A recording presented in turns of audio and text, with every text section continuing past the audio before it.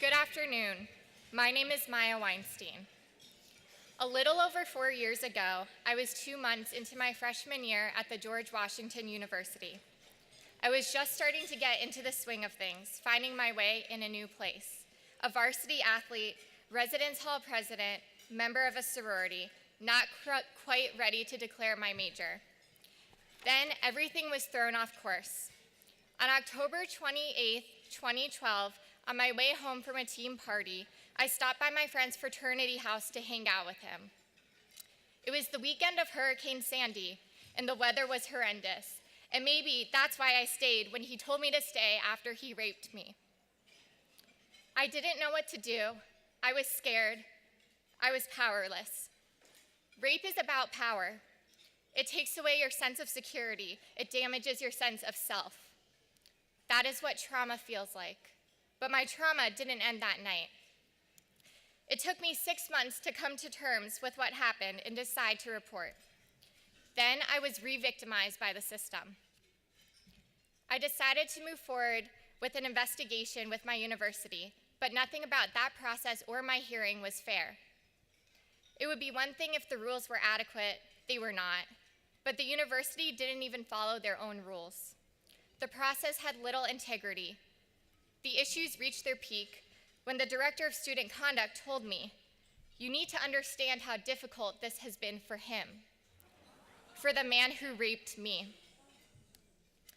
The hearing board at my university determined that he was sober and that I was intoxicated. That is literally a textbook legal definition of rape. But they did not find him in violation of sexual violence. Instead, they said he couldn't have known what he was doing was wrong. My university failed me, and I have been extremely vocal about that. But I also need to emphasize that I could have been at any campus. What happened was not unique to me or the university that I attended. Society failed me. It failed me by telling the man who raped me it was okay to take advantage of a drunk girl. It failed me when people said it was my fault for having consumed alcohol that night.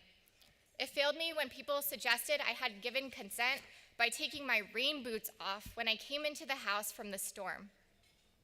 It continues to fail us each time a woman is treated as lesser and her body is seen as merely a physical thing. I blamed myself for the rape, and that blame came naturally because I was used to seeing it on the news, and I was used to being told to protect myself because that's what women have to do. It's unfortunate that we have to teach women not to get raped because we should be focusing more on teaching men not to rape.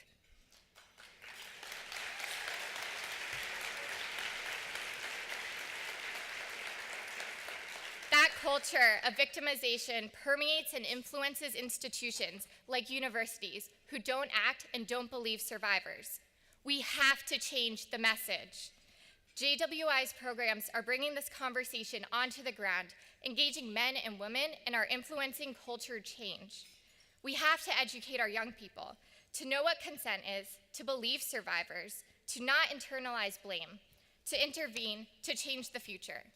We have to do this because while you have me speaking to you today, I could personally name over 100 other survivors who would be able to share a similar narrative. We all know the statistic. 1 in 5 women are sexually assaulted during college. This is a room filled with women. I know that this hits home for many of you. I honor that and I recognize it, and that everyone in here knows another story like mine. So let's harness the power in this room for good. We have to break the cycle for future generations and change the culture of society. Thank you.